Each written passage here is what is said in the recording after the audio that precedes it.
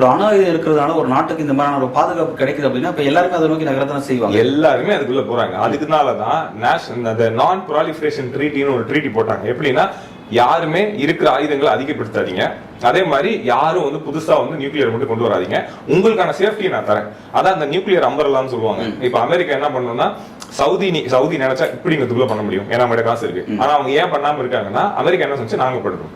யூரோப்லயே பல கண்ட்ரிகள் வந்து பண்ணாம இருக்காங்க. எதுக்குன்னா நேட்டோன்னு ஒண்ணு இருக்கு. அவங்க என்ன சொன்னாங்க, நாங்க செக்யூரிட்டி தரோம், நீங்க கிரியேட் பண்ணாதீங்க. நாங்க தான் பிரான்ஸ், யூகே எல்லாம் வச்சிருக்கோம்ல, நாங்க தரோம், ஆனா நீங்க கிரியேட் பண்ணாதீங்க. ஏன்னா எல்லாரும் நியூக்ளியர் வெப்பன்ஸ் வச்சிருந்தா என்னைக்கு வேணாலும் யாரோ ஒருத்தர் சரியில்லாத ஒரு ஊர்ல தலைவரா வராது, ஒண்ணு லான்ச் பண்ணா முடிஞ்சு போச்சுல, பாதி உலகம் அழிஞ்சு போயிடும். அப்போ அவங்களோட என்னன்னா இருக்கிறவங்க இருக்கட்டும், பாக்கி இருக்கவங்க நாங்க சப்போர்ட் தரோம். இதான் இப்ப யூஎஸ் கொடுக்கக்கூடிய அந்த மாதிரியான ப்ரொடெக்ஷனை வந்து ஈரான் நம்பலையா? எதுக்கு அவங்க தனியா அந்த முயற்சியில இறங்குறாங்க? நம்ம தனியா உருவாக்கணும். யூஎஸ் யாருமே நம்ப முடியாதுல்ல.